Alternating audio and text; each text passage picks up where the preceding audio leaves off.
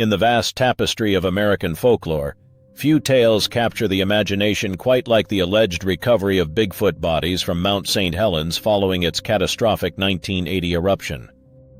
This peculiar story weaves together cryptozoology, government conspiracy, and natural disaster into a compelling narrative that persists in the shadows of Pacific Northwest mythology. While scientists and officials dismiss such claims as pure fiction, believers point to specific witness accounts, suspicious government activities, and the alleged deployment of military personnel to guard and transport these extraordinary remains as evidence that something truly remarkable occurred in those Washington forests after nature unleashed its fury.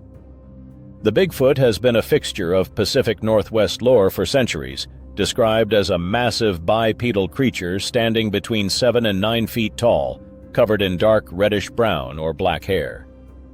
Witnesses typically report a powerful, muscular build with broad shoulders, a pronounced brow ridge, and feet measuring up to 24 inches long, the feature from which the creature derives its name. Indigenous tribes of the region have their own versions of the creature, often describing it as existing somewhere between the human and spirit worlds. The creature allegedly emits a powerful, musky odor that many witnesses describe as unforgettable, and its reported behaviors range from curious observation of humans to territorial displays, including wood-knocking and howling vocalizations that echo through dense forests. Mount St. Helens, the site of this unusual legend, stands as a testament to nature's awesome power in Washington's Cascade Range, having shaped both the physical landscape and cultural identity of the Pacific Northwest. Prior to its eruption, the symmetrical stratovolcano was often called the Fuji of America for its picturesque snow-capped cone that reached 9,677 feet above sea level. For thousands of years, indigenous peoples considered it sacred, with the Klickitat tribe naming it Luwala Clough, or Smoking Mountain, while the Cowlitz and Yakima had their own names and stories about the peak.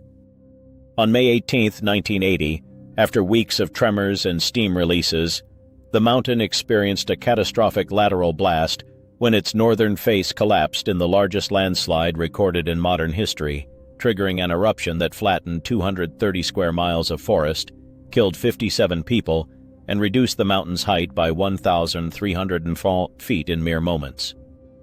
According to the legend, in the weeks preceding this cataclysmic event, government helicopters were spotted conducting unusual operations around the mountain's less accessible areas. Believers in the evacuation story claim that federal agencies, variously identified as the U.S. Forest Service, military units, or secretive departments within the Department of the Interior, had advanced knowledge of the impending eruption and moved to preserve a species they had long kept secret from the public. The most detailed versions of the tale describe convoys of unmarked black vehicles, specialized containment units, and nighttime operations using aircraft equipped with unusual equipment.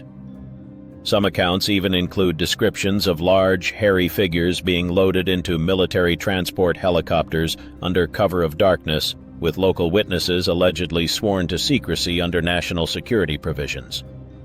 It kept being strange after the eruption. According to accounts documented in Linda Coyle Sochi's book, Who's Watching You?, an exploration of the Bigfoot phenomenon in the Pacific Northwest, a worker identified only as Bradshaw was placed in charge of a particular pile of dead animals recovered after the eruption. This pile was allegedly kept under tarps and guarded by armed U.S. National Guard personnel, with strict orders preventing anyone from approaching. The account claims that when the tarps were finally removed in preparation for transport, Bradshaw was stunned to discover multiple Sasquatch bodies, some severely burned while others appeared relatively intact. These remains were reportedly placed in a large cargo net, lifted into a truck, and covered with tarps before being transported away from the site, with Bradshaw explicitly instructed to remain silent about what he had witnessed. Further supporting this unusual narrative, another account from the same book describes a civilian in Spokane who reportedly observed a large double-rotor helicopter, likely a military Chinook, flying unusually low at approximately 100 to 150 feet above ground. This witness claimed the aircraft was transporting a cargo net containing what appeared to be at least 3 Bigfoot bodies, with distinctive hairy limbs visible despite being coated in gray volcanic ash. This sighting, occurring in the aftermath of the eruption, has been interpreted by believers as evidence of a coordinated government effort to remove Sasquatch remains from the disaster zone before they could be discovered by the general public or documented by independent researchers. The folklore surrounding the Bigfoot recoveries has flourished in the decades since the eruption, particularly in small logging towns and communities surrounding the Mount St. Helens National Volcanic Monument. When researchers attempted to verify these claims through Freedom of Information Act requests, they received what many consider predictably dismissive responses, with officials stating there were no documented reports of Bigfoot or Sasquatch carcasses, and there were no projects to attempt to locate and/or recover any bodies. For believers, this denial simply reinforces suspicions of a cover-up, while skeptics view it as confirmation that no credible evidence exists. The stories gained particular momentum with the rise of the Internet, where they found fertile ground in cryptozoology forums and conspiracy websites, with digital artwork even emerging to visualize these alleged helicopter recoveries. Multiple theories attempt to explain the persistence of these accounts, ranging from mundane misunderstandings to deeper psychological needs. Some folklorists suggest the legend began with actual emergency operations, recovering animal remains being misinterpreted by distant observers, while others point to the trauma of the eruption creating conditions where unusual narratives might flourish. The involvement of military personnel in disaster response is well documented, but their presence has been recontextualized within this folklore to suggest more mysterious purposes. Psychologists note that conspiracy theories often provide a sense of order and meaning to chaotic circumstances beyond human control, particularly following catastrophic events. For communities economically dependent on the forests devastated by the eruption, the Bigfoot recovery narrative might serve as a form of cultural coping mechanism. The impossibility of such a conspiracy becomes apparent when examining the practical challenges involved in keeping such recoveries secret in the context of a major disaster response involving hundreds of workers, volunteers, scientists, and media personnel. Wildlife management experts note that even routine recovery of animal remains after natural disasters follows standard protocols for documentation and scientific study, making the alleged special treatment of certain bodies particularly suspicious from a procedural standpoint. The logistics of maintaining secrecy among the numerous agencies involved in the Mount St. Helens response, including the U.S. Forest Service, FEMA, state emergency management, scientific research teams, and military support units, would be extraordinarily challenging. Furthermore, despite decades of scientific expeditions throughout the blast zone during recovery studies, not a single verified Bigfoot specimen has been officially acknowledged, despite the thoroughness of biological surveys cataloging the return of life to the devastated landscape. Scientists and government officials consistently dismiss these stories as mythology rather than history, pointing to the complete absence of physical evidence supporting Bigfoot's existence, let alone a coordinated effort to recover their remains.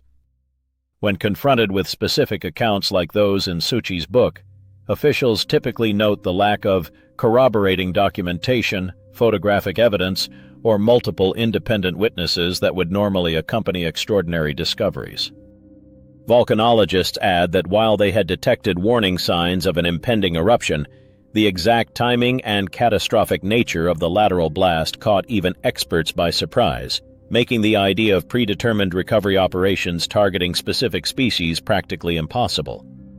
Wildlife biologists further note that documented animal behavior before the eruption showed no evidence of the kind of coordinated exodus that might have inspired tales of deliberate evacuation operations. The legend of the Bigfoot recoveries from Mount St. Helens endures as a fascinating intersection of natural disaster, cryptozoology, and conspiracy thinking in American folklore. Whether viewed as an entertaining campfire tale, a psychological response to catastrophe, or for some, a sincerely believed alternative history, these stories reveal our complex relationship with wilderness, government authority, and the unknown. Like the Sasquatch itself, the truth behind these accounts remains elusive, vanishing into the mist-shrouded forests of the Pacific Northwest whenever subjected to rigorous investigation. While science tells us no such recoveries could have occurred without leaving substantial evidence, the legend speaks to something deeply human: our persistent hope that in the vastness of our remaining wild places, mysteries still await discovery and perhaps protection by forces greater than ourselves.